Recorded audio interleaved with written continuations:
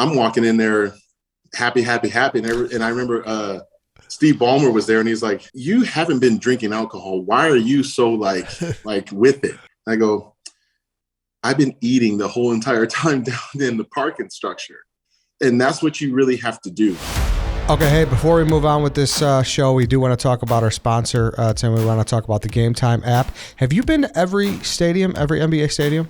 Every NBA stadium, numerous times. Not only have I been to every NBA stadium, I've scored a basket in every NBA stadium. When nobody was around, I took a ball, I got on there for everybody to go. So on both baskets, yes, Quick I have. layup, huh? Yeah. Okay. Or a free throw. or a free throw. Is there a stadium now with a current playoff team that you really enjoy? I mean, Boston's got to be pretty cool. Boston, listen, the new arenas are unbelievable. Boston is great. Listen, for me, Milwaukee is unbelievable, and it's 90 minutes away. Phoenix has always had a great stadium. I mean, in Golden State, I mean, these arenas are like, listen, if you're a fan, not only if you're a fan of sports, if you're a fan of concerts or any of these things, these new venues, you just have to see. You got to not even see. You got to go experience them. Yeah, got to check them out. So make sure you're using the Game Time app while you're doing it.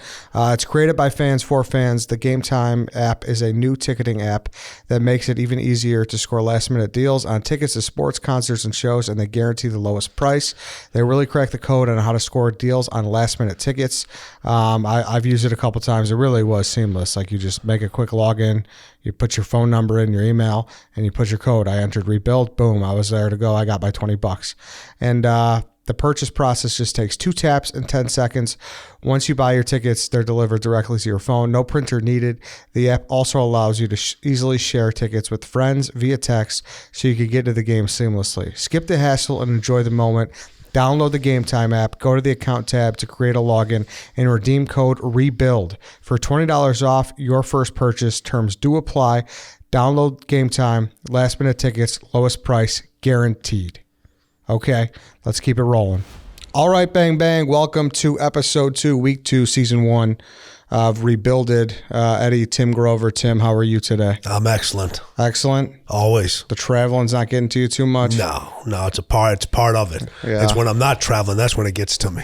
Yeah. If I'm traveling, I'm working, I'm making a difference.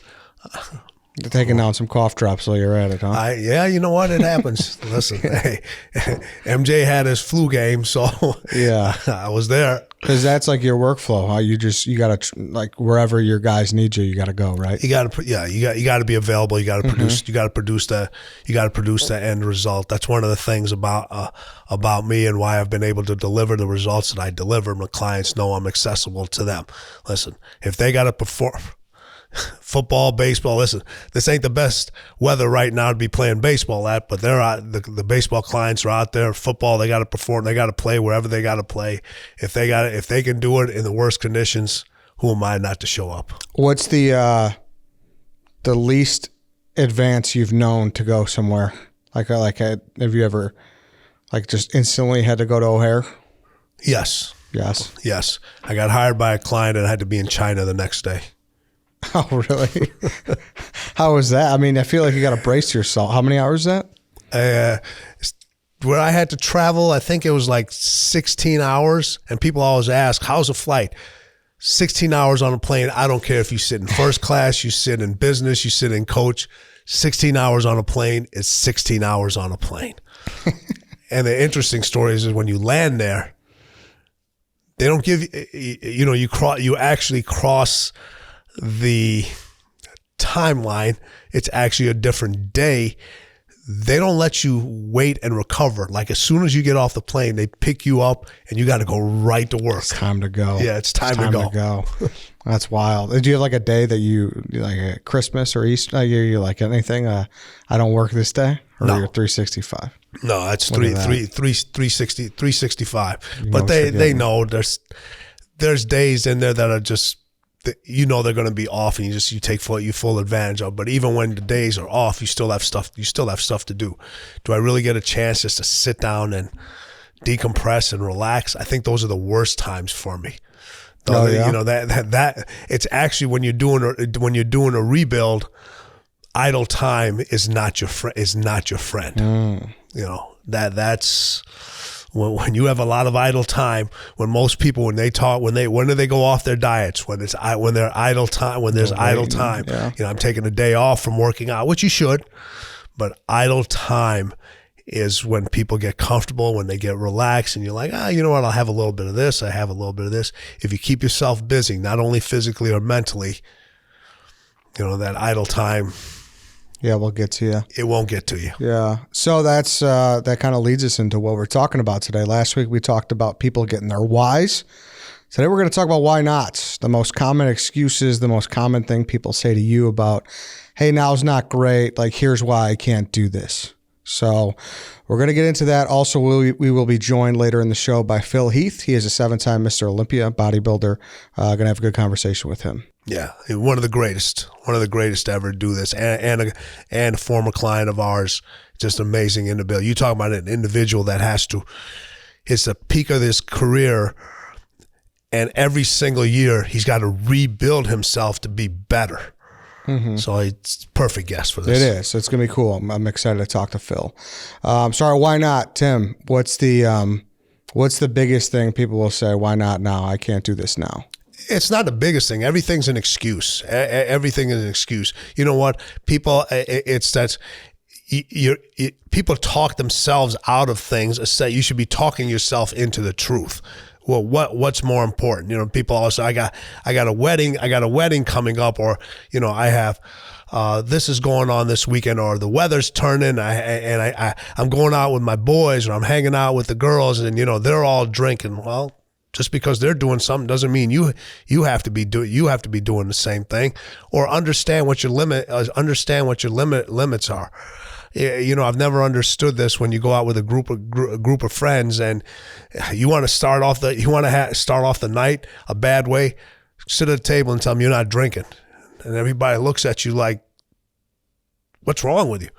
You know, no, we go out to drink instead of respecting what that person said. You know what? I don't want to drink today, or I'm going to limit my drinking, or I'm not going to eat. I'm not going to eat this.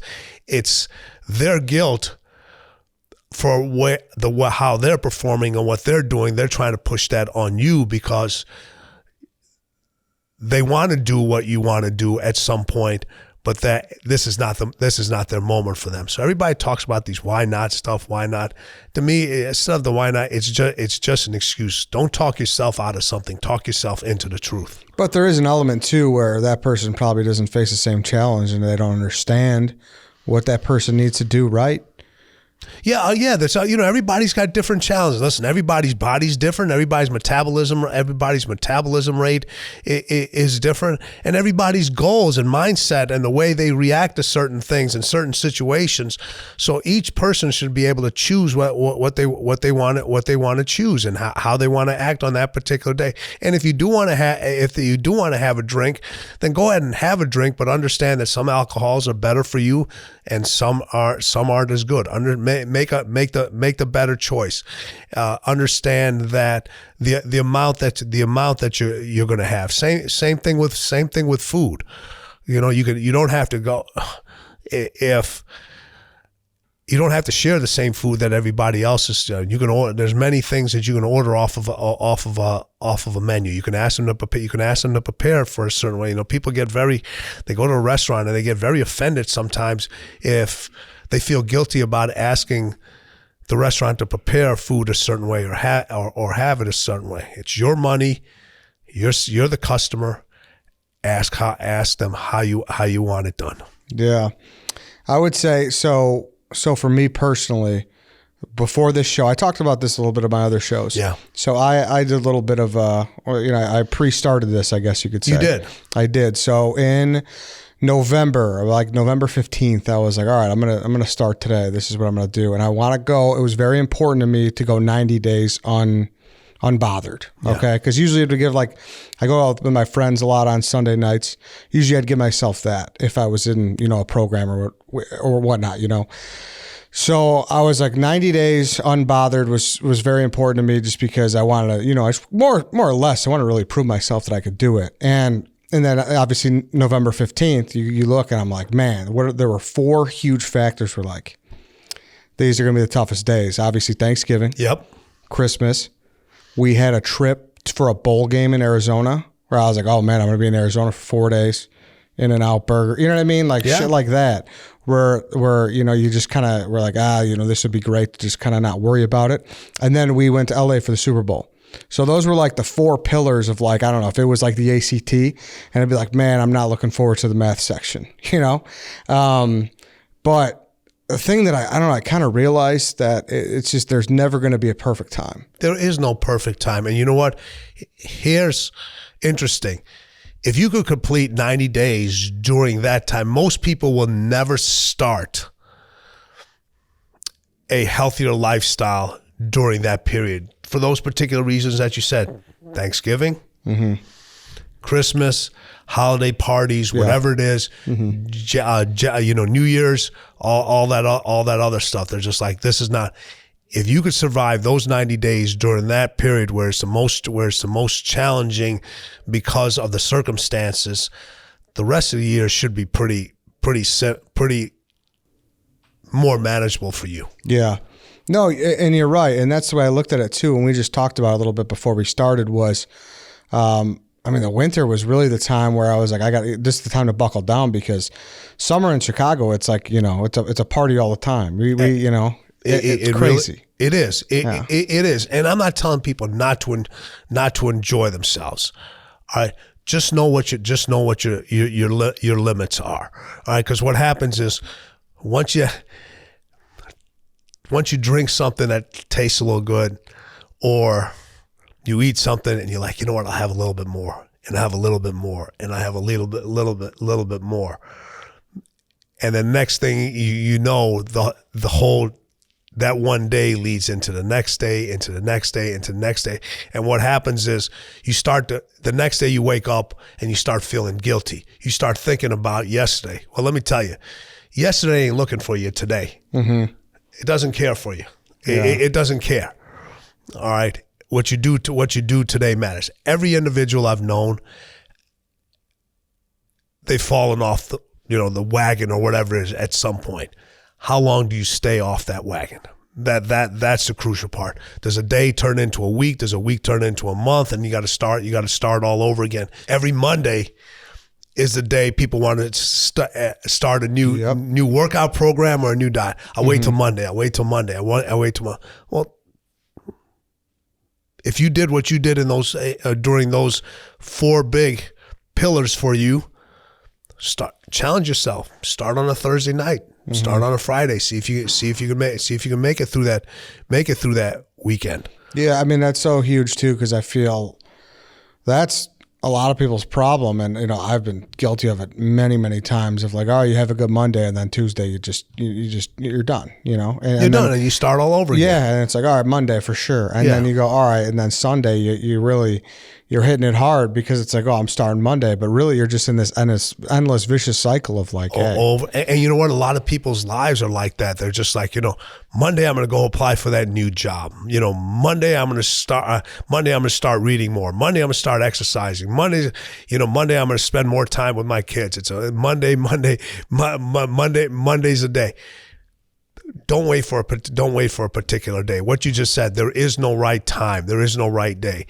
When you know it's a time to start it right then. And you have to change your environment in order to have this success. And people think about environment and they're talking about, the food in the refrigerator or what. No, the environment is the people that you surround yourself with. All right. Most of the time, for people that fail in their rebuild, and we're just not only talking about rebuild physically, rebuild mentally, whatever you're trying to rebuild. It's the people that surround yourself with, because what they're doing is a lot of times they're the influence, whether it be positive or negative, that are allowing you to excel at what you want to do. Those individuals have to be selfish for you during that time. They have to hold you accountable. Instead of pushing stuff your way, they should be like, no, you know what? Hey, we're in this. We're all in here to support Eddie and his goals. And if Eddie can't see what he's doing, and sometimes you can't, they have to be selfish for you and point those things out. And if you're not surrounding yourself with those people, it makes it so much more. It makes it so much more difficult for you. And that kind of reminds me of an endless debate I've had with some of my friends too. Is there a way to do it without becoming a total hermit? I just told they have to respect your decisions and what you're doing. They have to respect that, and they have to be on board. If it isn't, sometimes, hey, what I always say, excellence and success is lonely. If those people aren't going to support you, then yeah, you do have to separate yourself from those individuals to get where you want to get. And it's just not. It could be in school, it could be in the education process. It could be you're trying to climb the corporate ladder, or, you're trying to be number one at whatever you have to do. You have to have those individuals that are truly supportive and genuinely happy for what you're trying to accomplish, what you're trying to create. Those individuals, hey, listen, you're not going to find success. You're going to have to create success. You're going to have to create success. You're going to have to create a healthy lifestyle. I always tell people, people says, "Oh, I need to find happiness." You don't find happiness. You create happiness. You create healthy habits. You create an exercise program. You create the support system that's around you. Those things have to nurture you in order to excel what you do. You're not going to find a support system. Yeah, all right, that's just not going to happen. You have to create that, and in order to create that, sometimes creating things you need to add. Sometimes creating things you need to minus. Excellence and success is lonely. It is lonely. Excellence and success is lonely. It's what people don't see. It's like, a rebuild always starts from the inside out.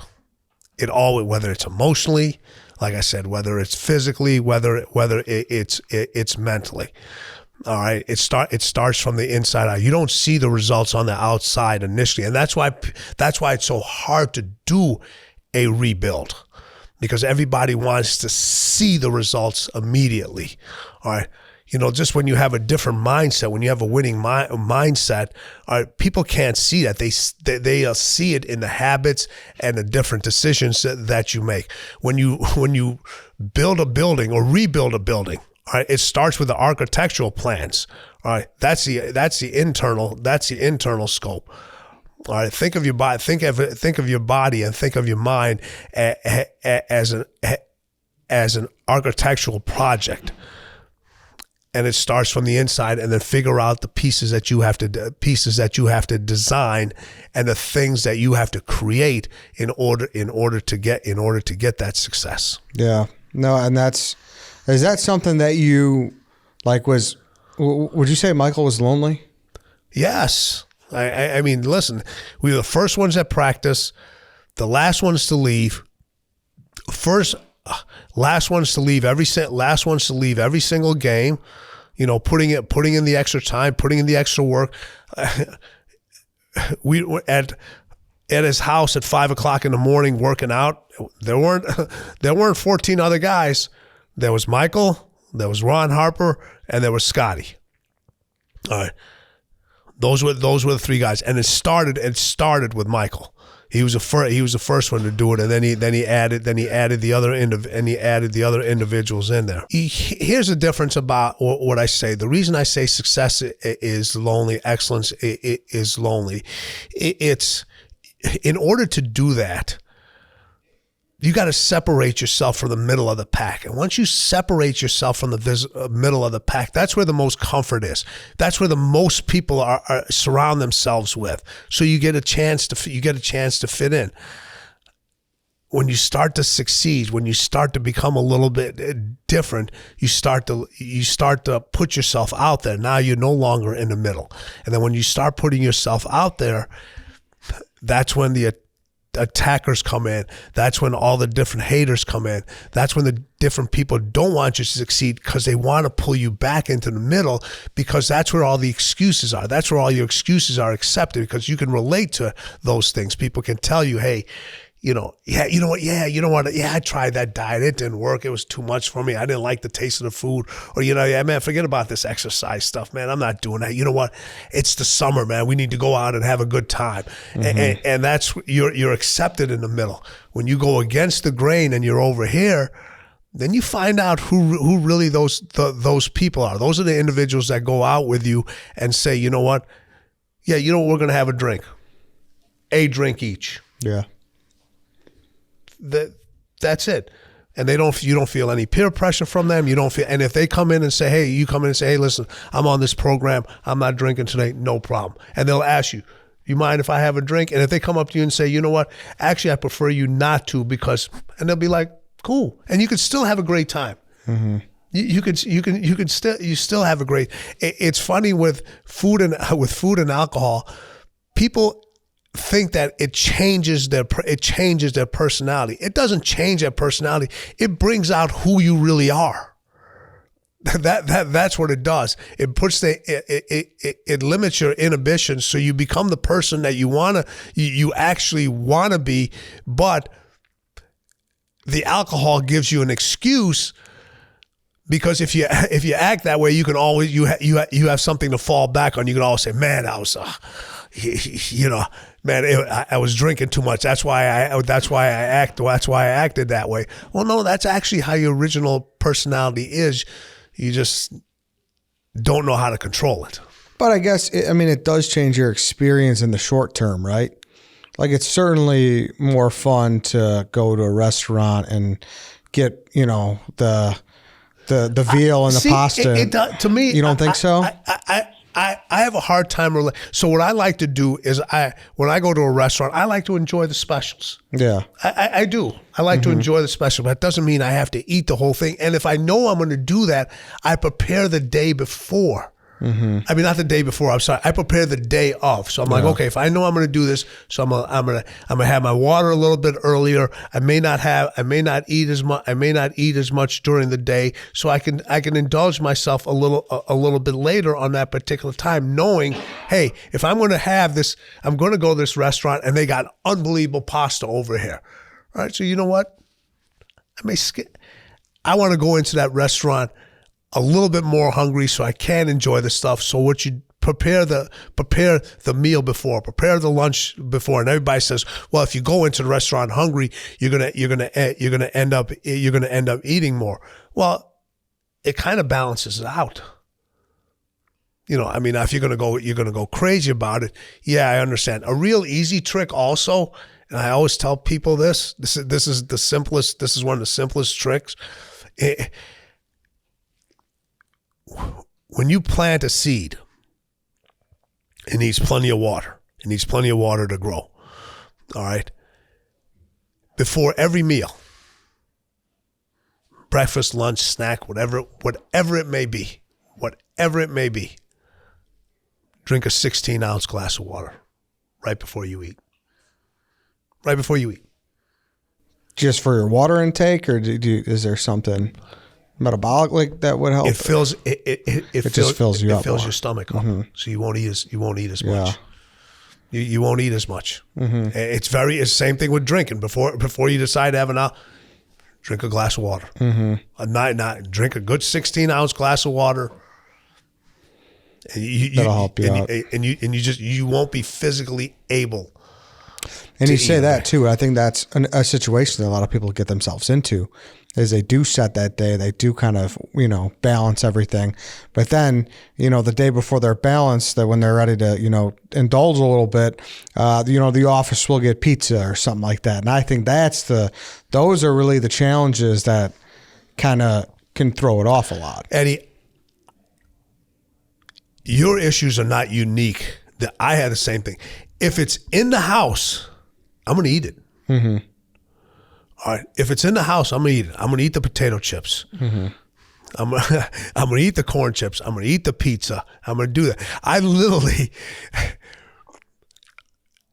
I have a very hard time when I go to Costco not to get a slice of pizza, a hot dog, and one of the sundaes. That's like my thing. Like not one. I need to get all. I need to get all three. So I've gotten to the point where I get there, I'll check out, and I literally look at the menu, and I'll take a picture of it, and I walk away. I walk away. Now, do I win that battle 100% of the time? No, I don't. Mm-hmm. What's your reasoning for taking a picture? You didn't get me today. It's like a victory play. It's like like people that take selfies when they won something or something. So that's my rule. Yeah. So it's funny. I won't take the picture when I lose. I won't take the picture while I'm eating or so forth. But to me, I'm like, damn, I like that. That's pretty cool. I won. Yeah. And guess what? Every time, do I win every single time? Is it a battle every time I go? Yeah, I love pizza. I love all the different foods. I love to go into the restaurants and order the pasta and have all the different sauces and have the veals and have the breads and all that other stuff. I do, but if I'm going to indulge in those things, I indulge small.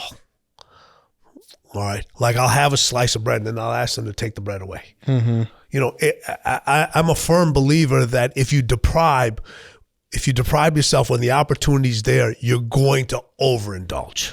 Mm-hmm. All right. But that's a learned thing. That's learned. I wasn't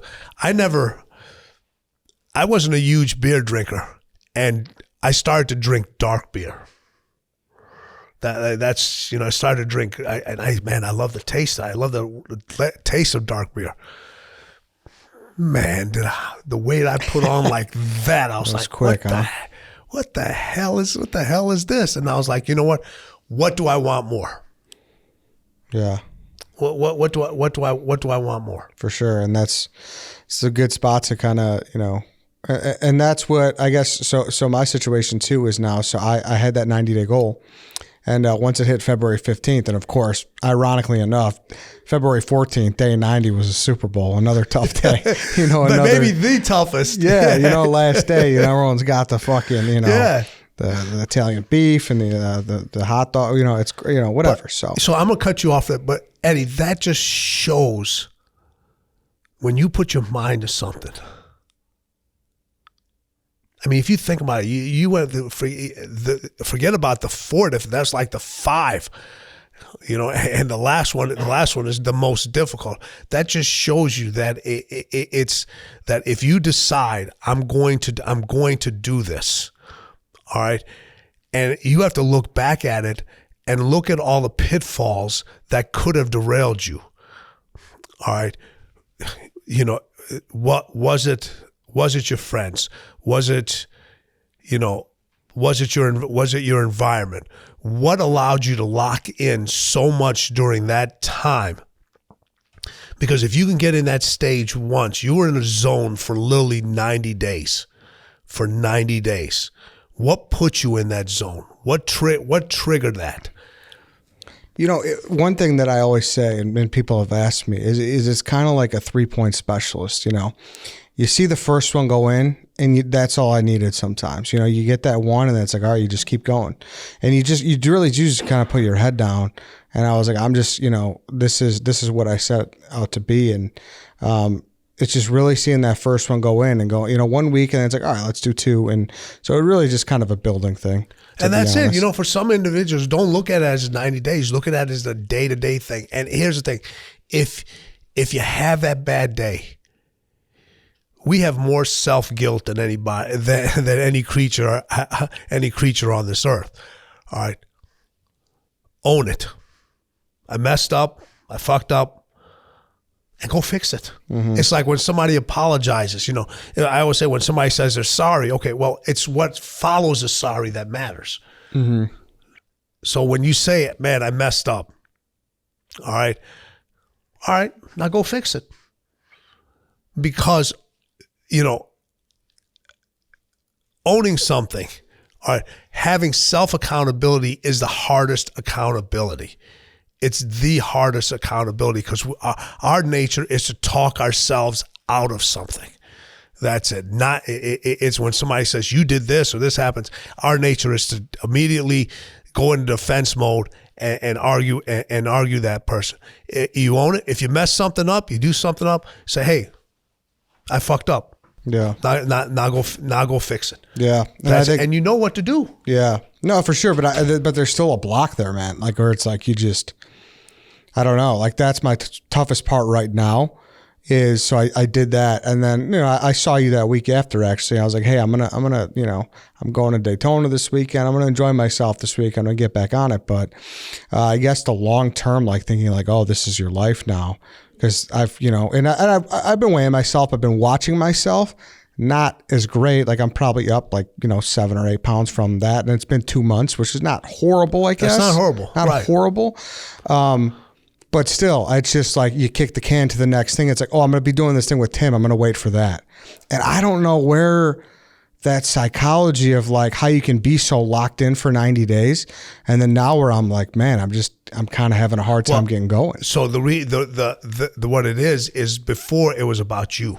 Mm-hmm. Now you're waiting for somebody else to jump on board. It's always got your health has to be about you. You have to hold yourself more accountable than anybody else is going to hold yourself accountable. So during those 90 days, and this is going to sound crazy to our listeners, all right, you weren't motivated, all right, because motivation is what you expect from somebody else.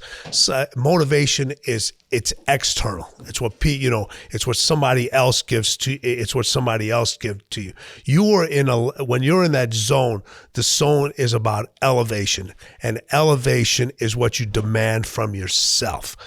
So during those 90 days, you were demanding things of yourself that you've never demanded before. Now you don't have to do another 90-day cycle. You could say, hey, I'm going to do 10 days where I'm going to demand this of myself every single day. All right. And on that 11th day, you know what? I'm going to indulge in this. Mm-hmm. Right. Then the next time, you know what? I'm going to demand 15 days. And then and then you know what? You may after you do that a bunch of times, maybe when you're up to your 20th day, you may only make 18. You only may make 18. Now, what are you going to do? Just throw everything else away? You know what? Hey, I messed up one day. All right, I'm back. Yeah, no, you're right. You're definitely right on that. I guess it's just the thought of how you could just be so locked into. Everybody has crazy. Listen, you look at sports figures. Some games they play unbelievable. They're in that zone. Mm-hmm. They're in that zone, but they're not in the zone every single game. They may be in a zone for a series. A baseball player might be in zone for only 2 games, and then after that, he's 0 for 4. All right, a basketball player, you look at Stephen Curry. I mean, Stephen Curry has gone through some major slumps in his career. Well, from the shoot, and he's known as the greatest 3-point shooter ever. So it happens.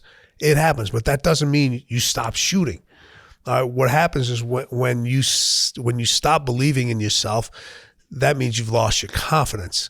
All right. And when you lose your confidence, and this is where the environment part comes in, which is so important, is you didn't lose your confidence. Somebody took your confidence away from you. A situation took your confidence, and you have to own that situation and go get that confidence back.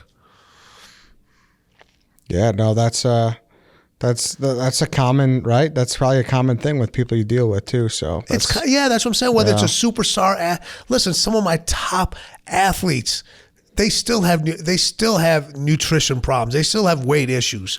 I have to deal with it every single summer, mm-hmm. every single off season. They're no different. Yeah. They go through the same. They go through the same things. They look at the same thing. They got family. They got their kids eating ice cream, and they're like, hey, you know what? I'd love to have some. And sometimes they do. Sometimes you do, but then sometimes you don't. You can't always. Like I told you about my pizza, so I can't always go to Costco and get a slice of pizza and get a hot dog. Occasionally, yeah. Yeah. All right. Yeah.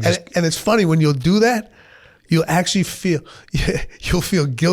more guilty about doing the things, and it'll focus you in even more. Mm-hmm. Yeah, well, we'll get into more of it. We got Phil Heath coming on here in a second, and we'll talk about at the end of the show after the interview. We'll talk about that your drinking philosophy if people do have to kind of have something coming up, what you recommend, and I think that was a good discussion on just basically what why people don't do it or where people get stuck. So that was informative. Listen, I always say you live in Chicago. All right.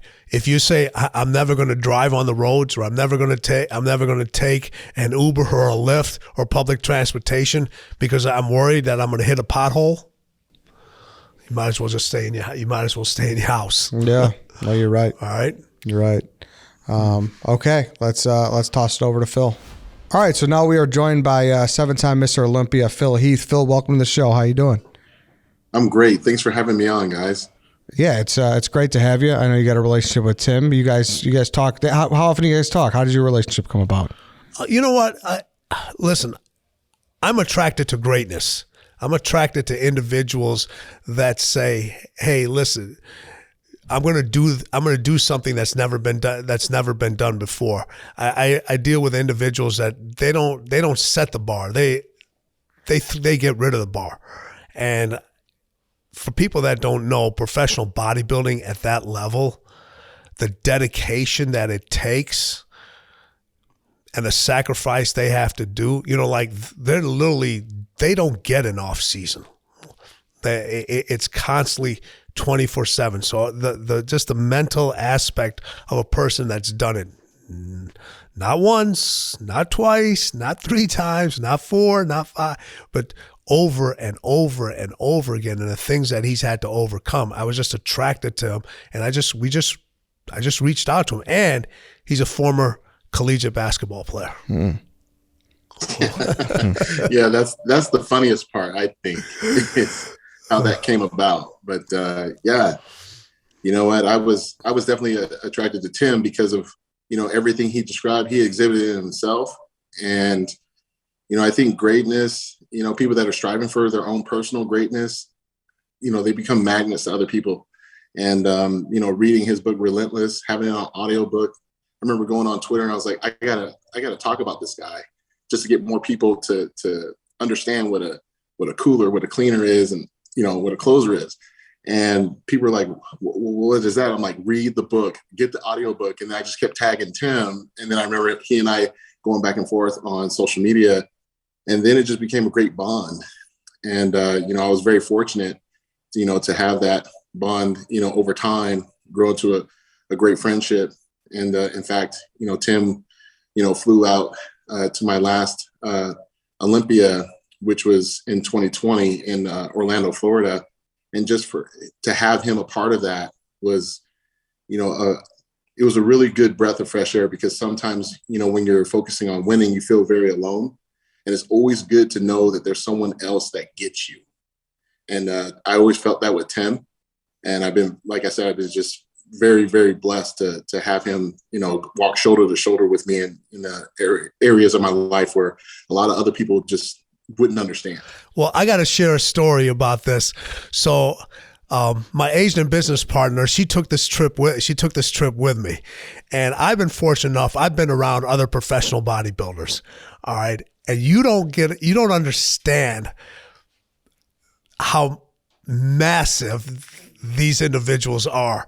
Like TV, and it just doesn't do it any justice. So it's funny when you train and when you go to a gym and just a gym and you see somebody flexing and they think they're big, and I always look at them and say, No, you're not. No, you're not. So she had never seen anything any professional bodybuilder in person, and we were fortunate enough. He was preparing for his competition, and he invited us to his suite. And I was sitting with him in a separate room, and one of his coaches came out and said, "Hey, let's go through your posing routine." And Sherry just happened to be sitting in a chair, and Phil walks out, and then right in front of her, he just takes off his sweatpants, he takes off his shirt, and he's got these bikini speedos on, and he just starts hitting, not knowing who she was or what she was there for, because he was already in the zone, and just started hitting these poses. And when she just got to see his legs and his back and her face, she was just like, I mean, you could just see it. It was just like it was like something she had never seen before. Yeah. No, it was definitely, of course, during that period of time, I'm pretty much brain dead, right? From the dehydration, but I do remember that part because it is kind of funny seeing someone's reaction, right? But that's bodybuilding. Yes. That's what we train for. We train to be able to walk down the street and have people go, "What in the hell is that?" Like, I never, it's like seeing a Bugatti for the first time or something like that. It's like, what is that? Like, I want to, and then it becomes more curiosity of what does it really take, right? Like, this is not normal. So, that was really cool, and shout out to Sherry, man. Like, that was, I'm just now thinking about it. I'm like, yeah, I can't get that image out now. It's just hilarious. What's harder for you? Is it the training part or is it the diet part? What's harder? I'll be honest. I think it was at first the diet, because you're eating on a schedule. So overall, I think it's the diet because you're surrounded by, especially in the United States, so you're surrounded by fast food. You're surrounded by different restaurants that may or may not be suitable for your diet. But I definitely feel like that's where that's where majority of the discipline is. But when they say on a percentage base, it's 100% diet, it's 100% training, it's 100% sleep. You have to go all out on everything. One can't work without the other. But I definitely see more people fail based on their lack of nutritional knowledge for their body type. And that's where the real discipline is. I mean, I can remember I was high school teammates with Jamal Crawford, who had a great NBA career, and I was invited to his wedding. And I remember going to his wedding. I was 6 weeks out from the Mr. Olympia contest, and I'm thinking, this could go really bad because there's going to be tons of alcohol, tons of people celebrating, no healthy food. So I decided to become more resourceful and prep my meals ahead of time. So when I get off the plane, I had all the meals I needed, and I kept them in a cooler in my rental car parked where the reception would be. So while everyone else was waiting for dinner to be served, which I'll be honest, dinner was running late. Everybody's stomachs are growling.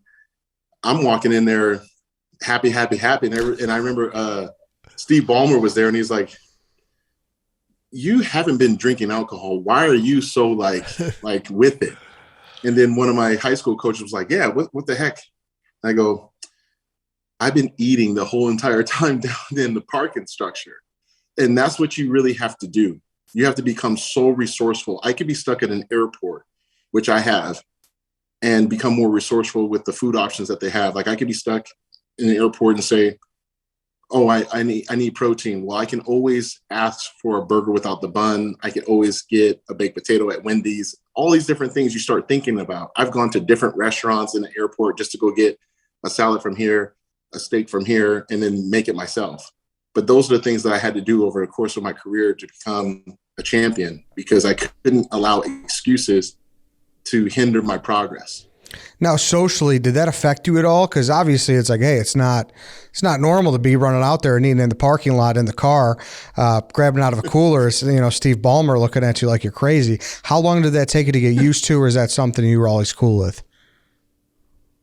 It was tough at first, because it was, it was hard to get them to understand. I knew what I needed to do, but it was tough to get them to understand why I was doing it. And until I had a couple of my friends who I played college ball with actually go to a guest appearance that I was making, they understood, like, well, he has to look a certain way, therefore he can't have pizza and beer. Like he has to do something else. So let's not, you know, always say, like he's eating fish. And even if they said that, I just told them, I was like, you guys don't want to hang out with me? Fine. I'm trying to be the best me, and that's that. So, you know, it definitely sucked for some friends and even family, because it was more about like their misconceptions of what healthy eating was. And it was kind of like, okay, if I'm eating clean, it was a reflection on them not. So then they made it an emotional thing. So they wanted to talk trash to me.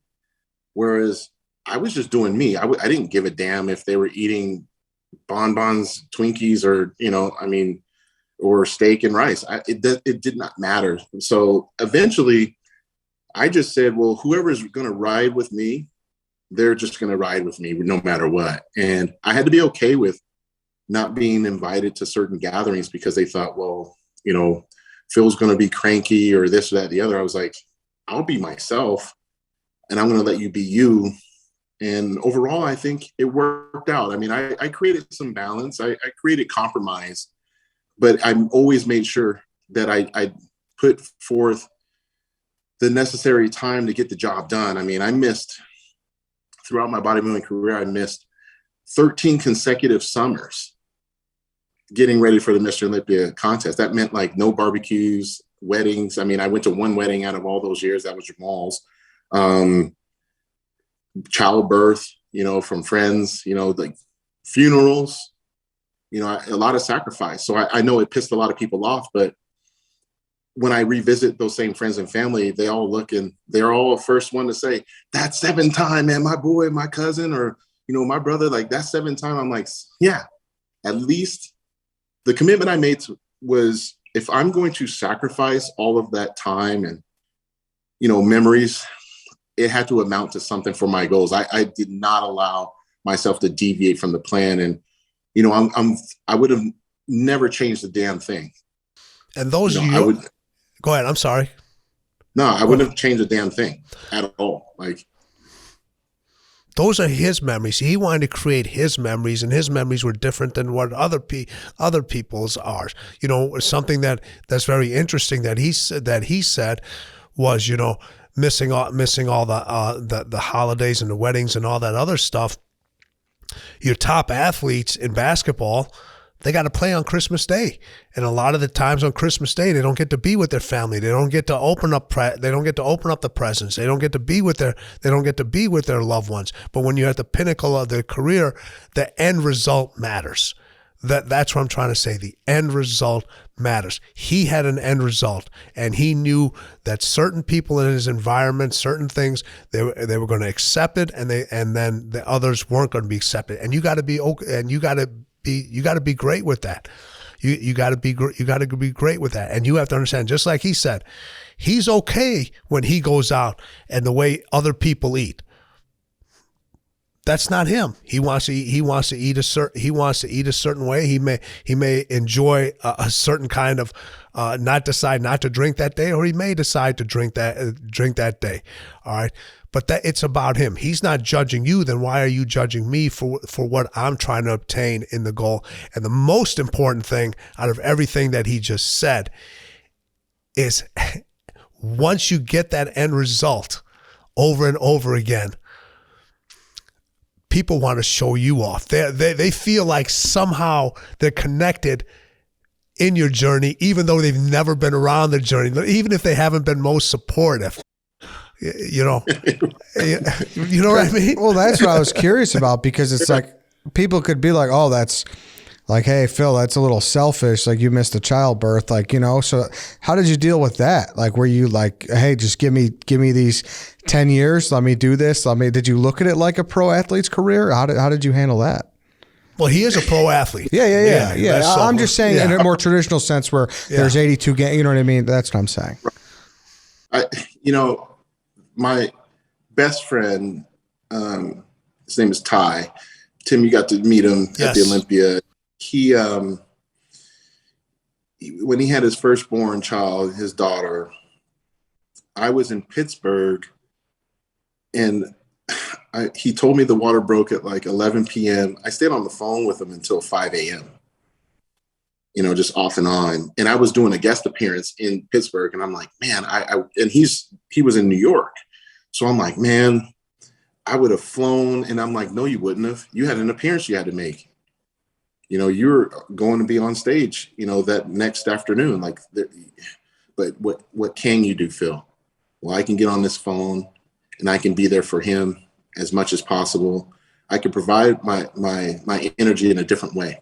I may not have to be physically present, but I can actually be present in a different way.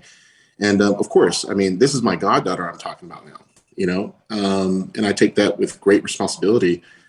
Tyrone's my brother. Like, he is my brother from another. And, it kind of sucked, I'll be honest. But at the same time, he knew over time what my assignment was, right? And he understood me and I understood him. We're good with it. If I would have showed up, he would have said, well, I didn't expect you to do that. And I think that's important, to have those real lines of communication. And it really comes down to that.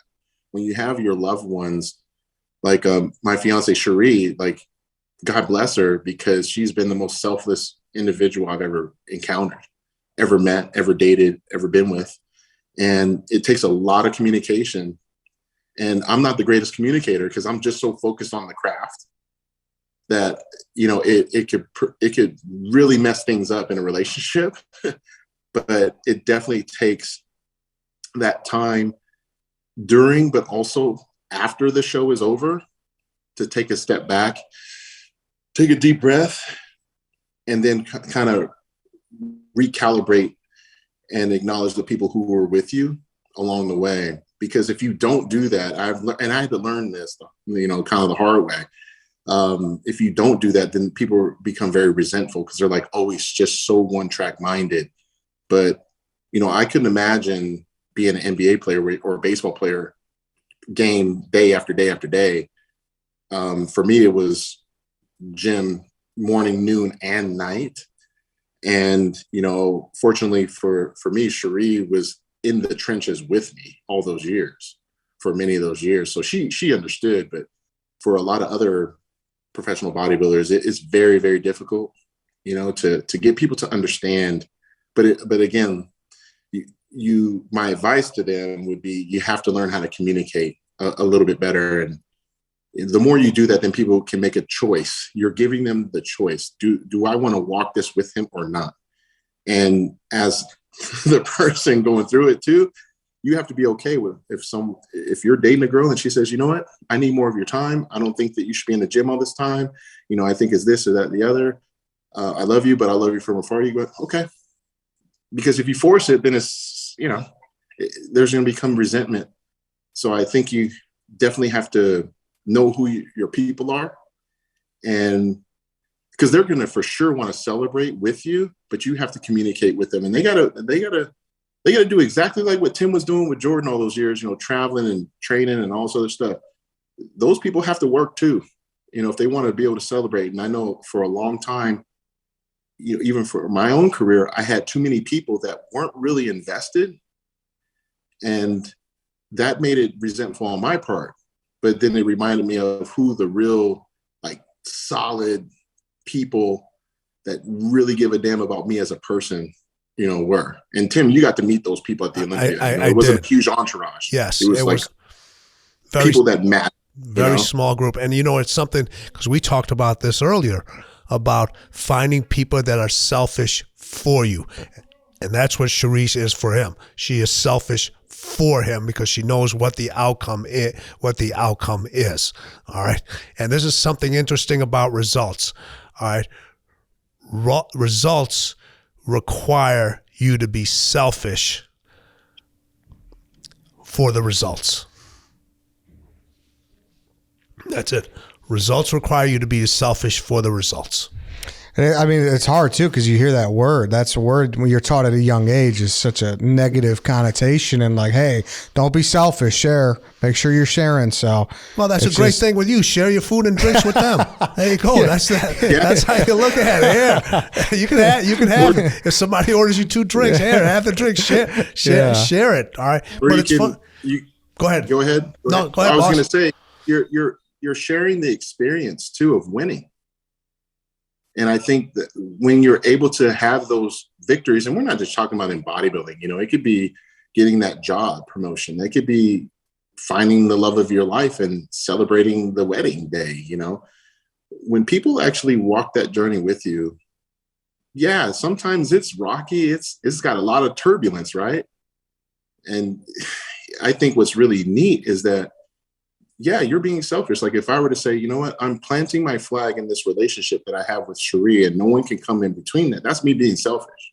If it requires me to be selfish to make sure this works, I'm willing to do that, right?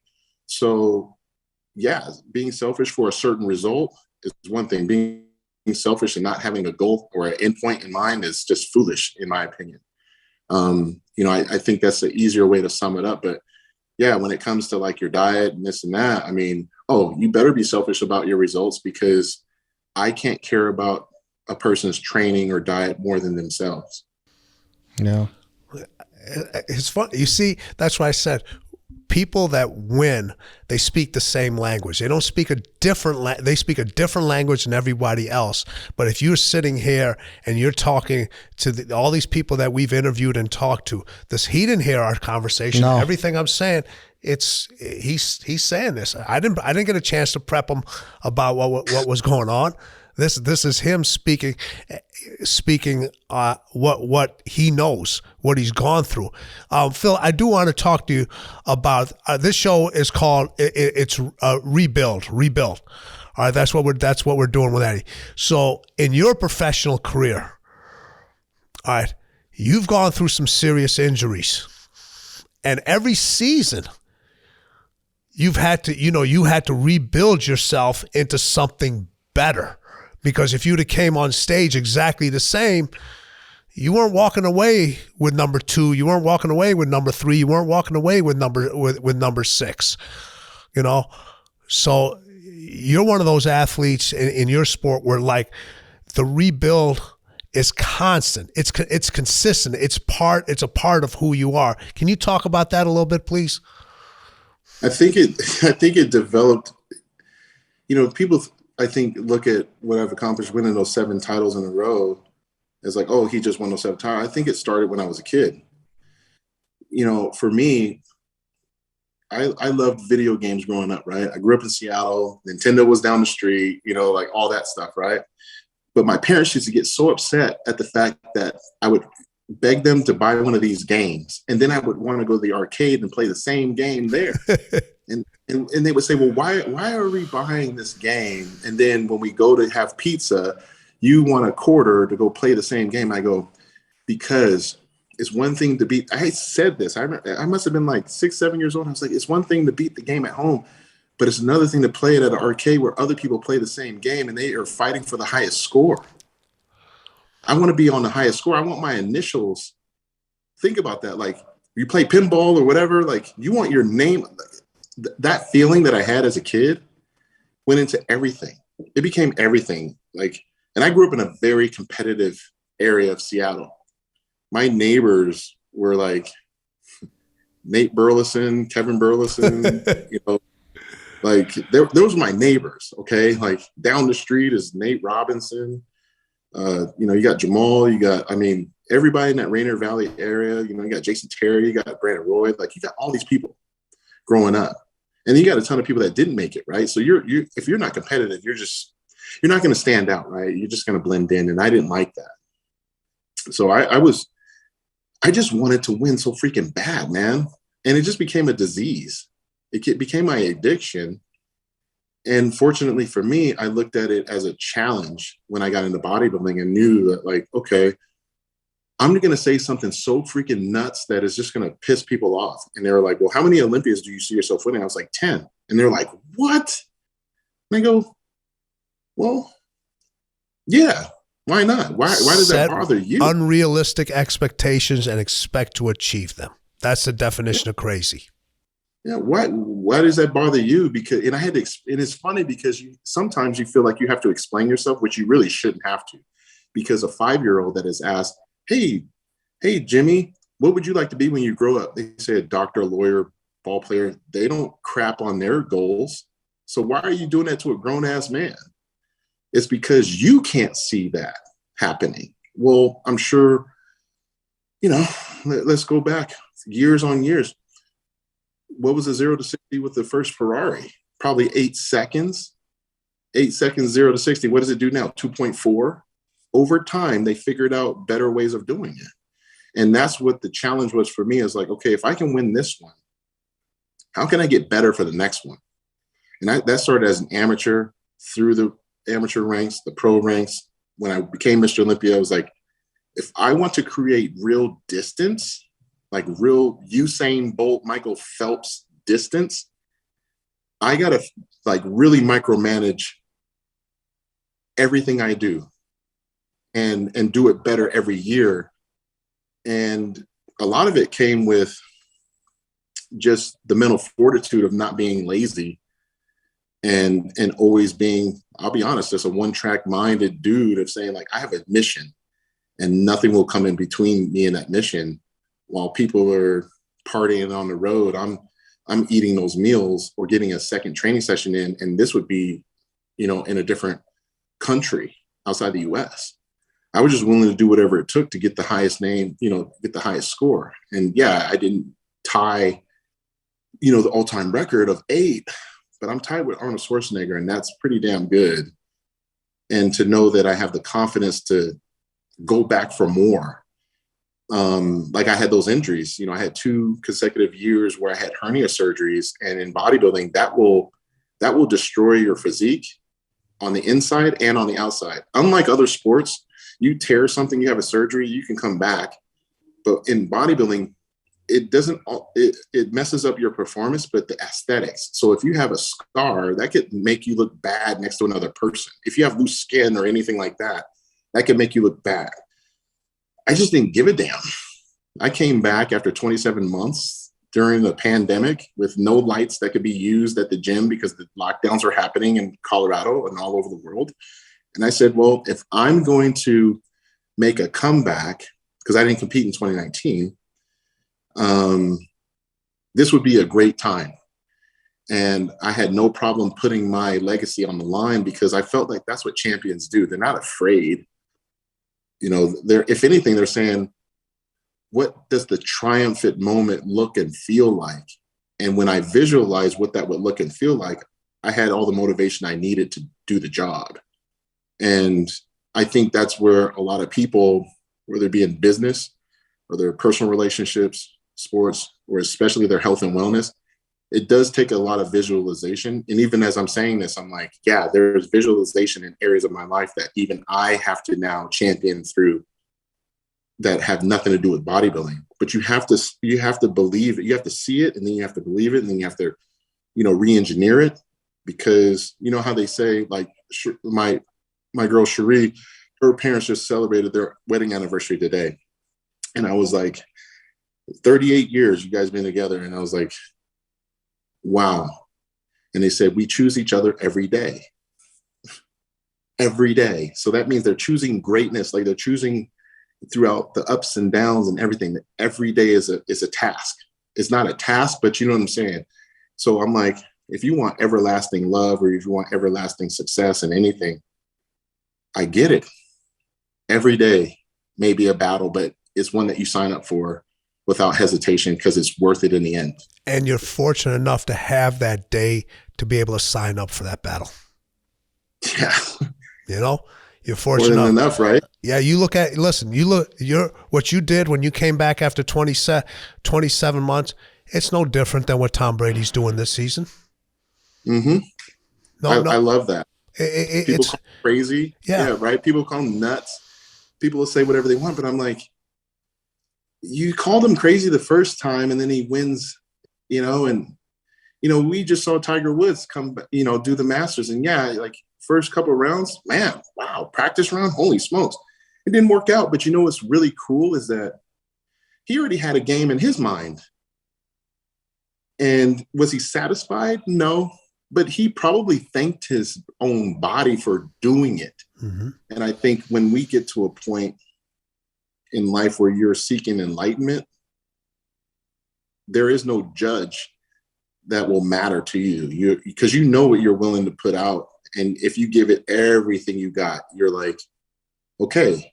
And this is something that I literally had to learn through my relationship with Cherie. She would be like, Phil, like, you have yet to do one major thing. And I was like, well, what's that? I thought I'd done everything. She was like, you haven't thanked your body for putting up with yourself all those years. Like, and I'm like, but it's not about that. It's about fucking winning. It's about, you know what I mean? Like, it's about these things. And it's like, yeah, but you haven't taken a second and actually acknowledge, like, you'll thank everybody. You thank me, you thank God, you thank Tim, you thank everybody else, but you haven't thanked your body. Like, and I thought about that. I'm like, whoa, that's deep. Yeah, so when I see people that are trying to, you know, get to a goal, you do have to thank your body for you know, you thank your creator. That's great. You know, props, but you definitely got to thank your body for putting up with you. You got to do that. Did you get the fulfillment you expected after all 7 of them?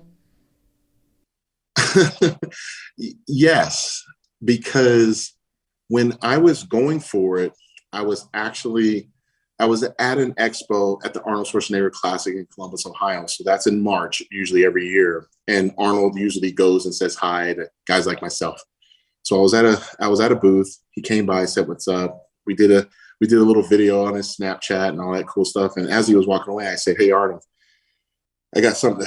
Something's on my chest. Like, I got to just get this out." He's like, "What's that?" And I said, "It would be an honor to be able to be tied with you, because of look around this entire expo. You shut down the city of Columbus every freaking year, generating well over $60 million in a 3-day period, allowing people like myself to have booths and stuff like that, or commerce where fans come and meet me because of what you put your body through." And I was like, you know what? I got all the motivation I need, you know, to do 7, and it would just be honored to be tied with you. And I was like, look around, everybody's here because of you. And he just looked at me, and he didn't have no words, just gave me a big hug and grabbed me by the shoulders and was just like gave me that, and he gave me the freaking nod. And anyone in sports, you know, the nod. If you could ever get the nod, whew, it could bring a tear to your eye. It make your heart want to beat through your chest. But when I got that 7th one, I was like, no matter what happens, I'm always going to be tied with who arguably is the greatest, most iconic bodybuilder on the planet, and one of the most iconic people on the planet. Sure. So it's that in itself, you know, 8 would have been spectacular, obviously, but to have my name next to his, like Tim would say, next. What's next? That's awesome. Did you get to see him after it all, or once you tied him? No, but we had some mutual friends that you know, relay some messages back and forth. But actually, I ended up coming back after I had lost in 2018. So I was there at that same show in 2019 doing a seminar. And I was fresh out of surgery for the second time, because I had to have 6 months of 0 gym activity, which was painful, trust me.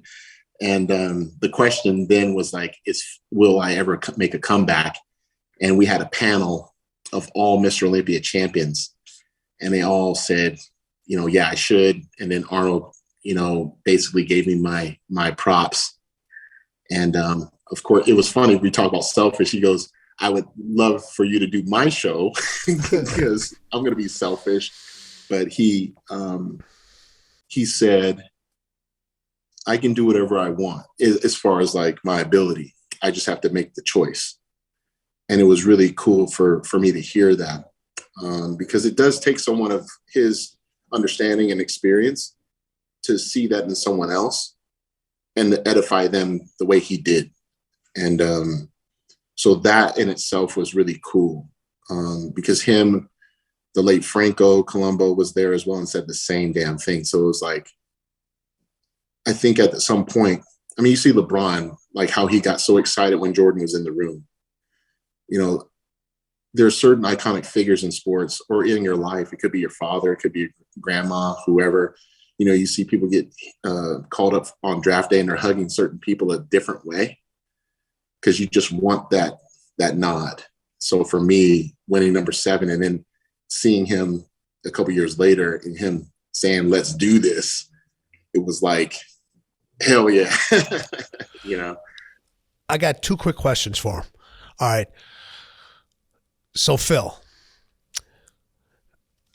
do you feel in your top training, even now, did you feel every single day that you wanted to go to the gym and you left? What did you do on the days that you just like, man, I just ain't got it today? What did you do?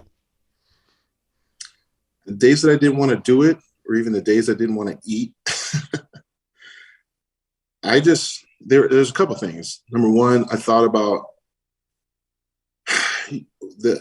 all the way backwards, like how many people put energy into me to get me to this point? Like how many people actually believed when I didn't even believe in myself? Quite a few. Now I'm like, my opposition is probably having their greatest workout, their best prep ever. And I'm going to bitch and moan about a job that I get to do. And let's break it down. I get paid to go to the gym and train. I get paid to eat food. It's very difficult when life comes in and, you know, those demons come out, like start messing with you. Mm-hmm. But I always told myself the last thing you want, especially as a bodybuilder, I can only speak for myself, is to be up on stage in those little ass posing trunks and then see someone best you based on your lack of discipline and hard work. When you know damn well you had every resource, you had every ability to beat someone. So for me, it was like, I've already beaten this person before. I'll be damned if that person catches me, because I want this too damn bad. So anytime I had like a bad day, and I definitely had plenty, you know, I just looked at it as an opportunity for greatness.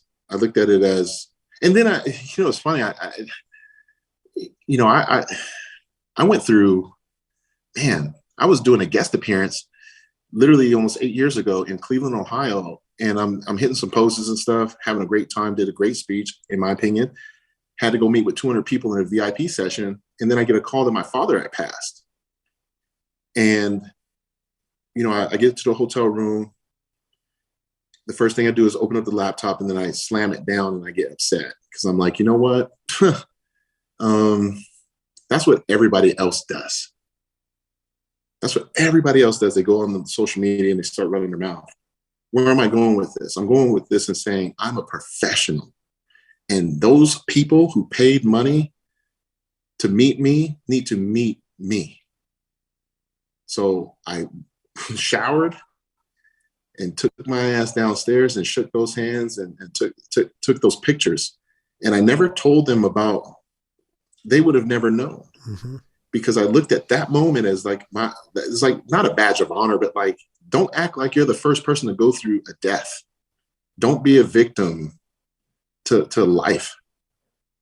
Use this as an opportunity to show how strong you really are. So then maybe one day when the story does come out, someone can say, you know what, I was going through the same thing and now I can't punk out because I respect Phil and he didn't.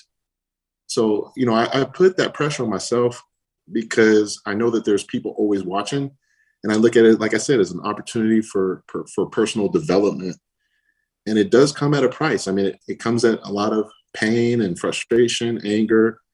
But for me, I just found a way to, get through it, at that given time, and try my best to get over it later. And that, I think, the getting over it later was a very tall order.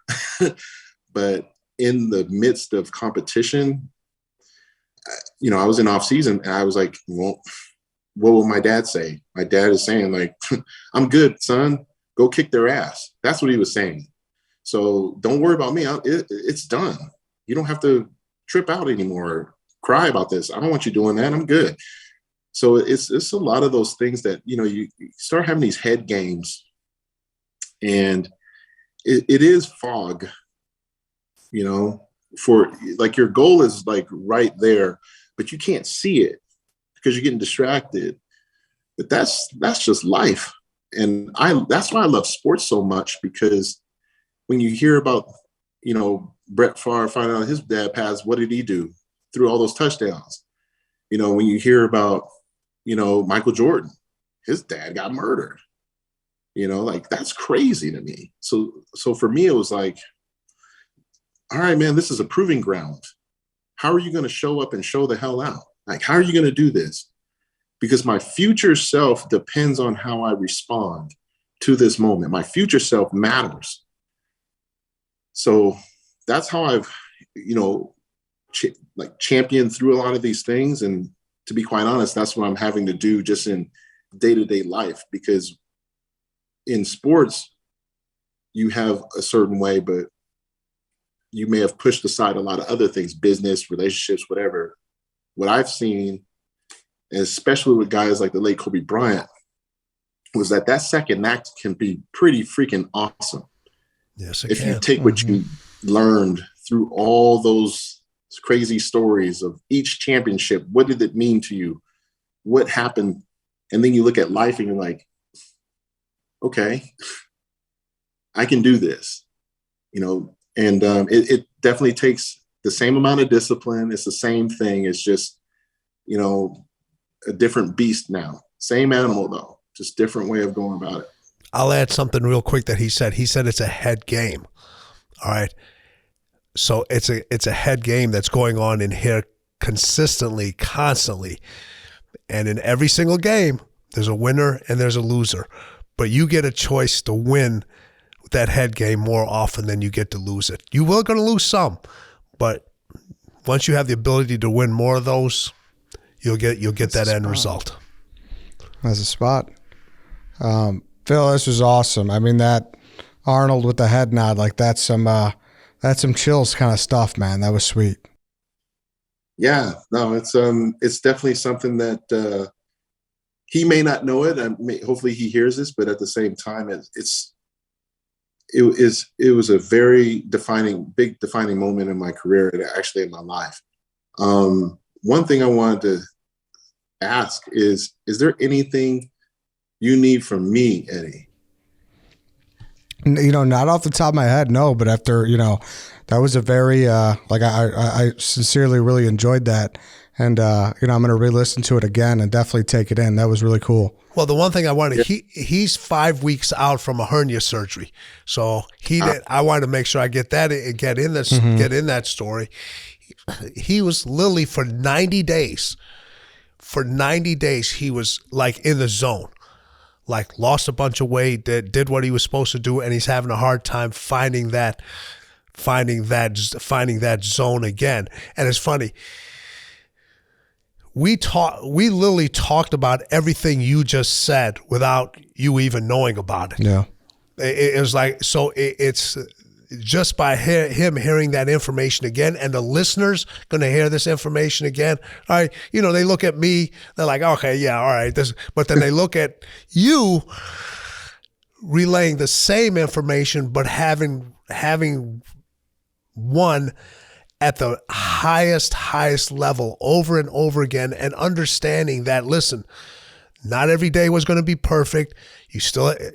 There was family and relationship issues. You were going through something that nobody knew anything about. There's the head games. There's the issue with the environments. There's issues with people who you think that are friends. What I want to bring out to everyone is whether you're me, whether you're Eddie, whether you're the best in the world, we all go through the same things. Well, yeah, no, 100%. And, hernia surgery sucks, and it's like, when you hear people say, embrace the suck, it's like, dude, like, I'll be honest, man, that was some of my darkest moments. But what got me through it was knowing that it shall pass. And I kept telling myself, like, this is a timeout. That's all this is. I just kept telling myself, I was like, okay, Phil, this is just a timeout. You ain't going to be able to do what you want to do, but maybe this is time to focus on some other areas of your life that you can resolve. So then when it's time to get back in the gym and do, Mr. Olympia stuff, you're more well-rounded. So, like I said, I mean, it definitely sucks. I'm not going to sit here and say that it doesn't, especially, a hernia, because you just can't move sometimes. But there's plenty of people like myself that'll tell you, bro, like better days will come from it. You already know what your assignment is, making sure that you even stay, like, even after my first hernia surgery, even the second one, I made sure I was like, okay, don't develop bad habits with like I wanted to drink alcohol like nonstop. I was like, because I was just like trying to numb this pain, like in my mind, like being pissed off. And I was like, well, what the hell is that going to do? That's temporary, like that. And then that's going to prevent you from getting your ass back in that gym faster. So what can you do? Try to take a deep freaking breath and just remember that this is a timeout. This is not a sentence. Figure out a way to where you can visualize what you really want, so that when the physical part can open up, you are so much more ready for it because you're more mentally and emotionally conscious. Don't time out. Don't tap out. There you go. Yeah. Yeah. But no, Phil, thanks for jumping on, man. This was really cool. No, thank you guys. Appreciate you, brother. Thank you for doing this on such short notice too. You always come. You always come through for us. I got your back anytime, man. I know, and I got yours too. Yes, I know. Yeah. So, is there any place someone could check you out, Phil? You got anything, a website or anything? Someone could buy anything you got, or you got anything cooking? Best way and the most effective is just go on my Instagram, just at Phil Heath, and you'll see on my link tree in the bio, like everything I have going on. It's at Phil Heath on Twitter and on Facebook. So, pretty easy. But yeah, I engage with everybody, and it is me. So bring it on, guys. I love it. And, I have my YouTube channel, Phil Heath TV. And like I said, it's all about me being of service. So let me serve you guys and hope that I can, bring some more clarity to what you need in life, especially with bodybuilding. Mm-hmm. Well, thanks again, Phil. Appreciate it. Thank you, brother. Give my best to the family. You know that. Yes, sir. All right. Well, that was Phil Heath, 7-time Mr. Olympia. That was pretty cool. Yeah, he's a special individual, and he really is. What's important is to know that even the champions at the highest level, they go through it. They go through the same feelings. They go through the same pitfalls. They have the same good and bad relationships. But they keep going. They keep going. They don't let those things derail them. They're like, all right. And there's a lot of separation and a lot of disconnect with the people that want them to succeed and people that don't want them to succeed. And they make a decision, the hard decisions early, to say, hey, listen, these are the people in my life that are going to help me achieve what I want to achieve. And these are the people in my life that are not. And that has to be there's a hard line in those things. It's not an easy decision, because if you're going out and trying to please everyone, you're going to please no one. And the one that's going to end up suffering the most is yourself, because everybody else has got your time. Yeah, I mean, just the fact of what he talked about, and for the record, for people listening, people watching, we did not talk to him beforehand, and it's just what we talked about just align perfectly with what he said. Yeah. And I know, like, obviously you've worked with him, so maybe people are like, well, yeah, he's just passing along your message, but I don't think that's really the case. That was too similar to really. Yeah, no, there isn't. I let these individuals speak, and you'll see that with, as this series goes on, you'll see a lot more guests who I've trained, and the same message Phil delivered, you'll see the other people deliver the same message. It may be different words or different experiences, but they are going to deliver the same messages. I always say this: you can take the greatest champions and the most successful individuals, and I'm not just talking about success in money. All right, I'm just talking about success in their careers, whether it's a teacher, it's a city worker, it's a CEO of a company, and take the champions of all different sports, put them in the same room, all right, and make their voices exactly the same and darken that room up. You could not tell who was saying what. They'd be saying exactly the same thing because they know what it has to take. And that's what's different about this program. We're going to talk about and tell you things that other people won't tell you, because it's not all the sprinkles. It's not all the confetti. The things you have to do to get to the sprinkles, to get to the icing, to get to the confetti. And that's what we're talking, and those are the results that we're talking about now. Mm-hmm. And he did mention in the middle of that too about cleaners, closers, coolers. We will get to that. We will talk about that maybe next episode, but it's one of your main sticking points, and it definitely will be great for the audience to hear it. So we'll get to it. Before we wrap up here, is there anything for me next week, anything for the audience next week that we should be cooking on here? Yeah. So, well, for you, the one thing about, understand this, and Phil said this, he said, listen, it's 100%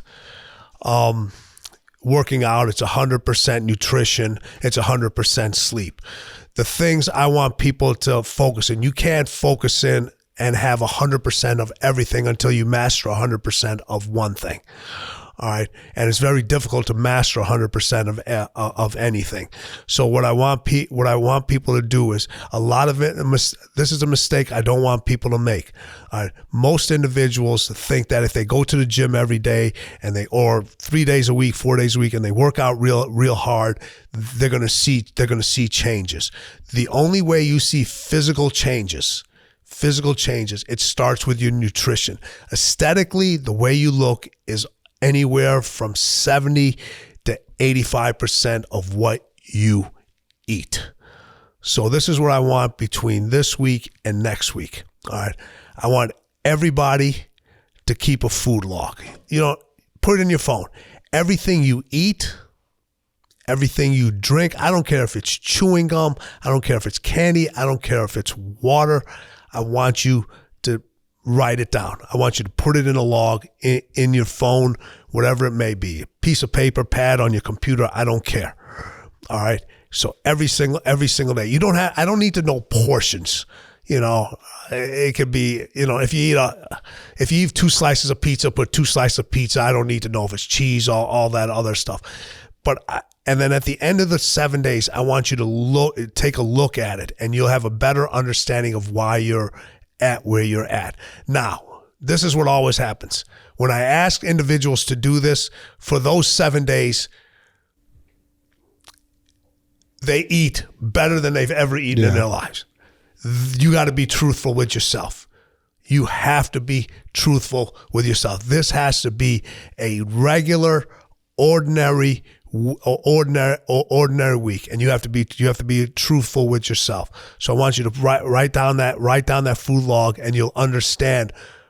When you look at it after 7 days, you'll be like, now I get it. Now I understand what's going on. I'm gonna give you another point from a alcohol consumption standpoint. Start going with your clear liquors versus your dark liquors, and stop putting stuff in your drinks. Well, what does that mean? If you want vodka, straight vodka. All right. If you want gin, straight gin. If you want rum, clear rum, straight rum. If you want tequila, clear tequila.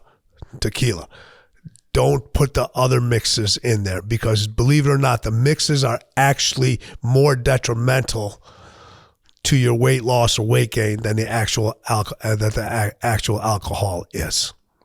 All right. And Eddie, for you, I talked about this earlier. Check with your doctor on this first, but I want you between this week and next week. Obviously you know what your weight is. I want you to climb in the next 7 days, no more than 100 steps a day, totaling 500 for the week in your house. Not coming down, going up. So if you walk up five steps, that's 5. Walk back down. Walk another 5, that's 10. Walk back down. All right. Mm-hmm. And you have to complete that in an hour, no more than an hour. Okay. So 500 a week. 500. Yes. You have 7 days to complete 500. Okay. So all right. But no more than 100 per day. Okay. All right. So you can go, so I'm going to do this Monday, Tuesday. I'm going to take Wednesday off, do it Thursday, okay. Friday. Okay. All right. Prefer you not to use a railing. If you have a railing, prefer you not to use a railing. You can listen to music. Mm-hmm. You can carry something. You can watch something. Just make sure when you're going down, you don't fall. Okay. Don't need you tripping over. Yeah, make sure your shoelaces are tied, or go bare feet. All right. Velcro if you need to. Perfect. All right. Sounds good. That's where I want. Yeah, right. And you have an hour to do it. I don't care if you do 20 and you need to sit down for 10 minutes. Mm-hmm. All right. Think about the end result. Yeah. Think about the 100. That's what I want. That's what I've given you a time frame. You know, that time frame, I want you to think about. I don't care if it takes you 59 minutes to do it. Mm-hmm. All right, 100. You got it. All right. All right. That's a good starting point there. Yeah, we'll get it. I'll set up a camera or something. I'll get it done. I need proof. All right, hey guys, we want to jump in here real quick. As we're recording this, it's May 6th. Obviously, we're a couple weeks ahead. We recorded 3 episodes early, Tim. We kind of needed a prototype to send to sponsors and just get things going. But we are listening to your feedback. We just want to let you know that the email's rocking, rebuild@barstoolsports.com. We get to that in future episodes, so make sure you're hammering away on there.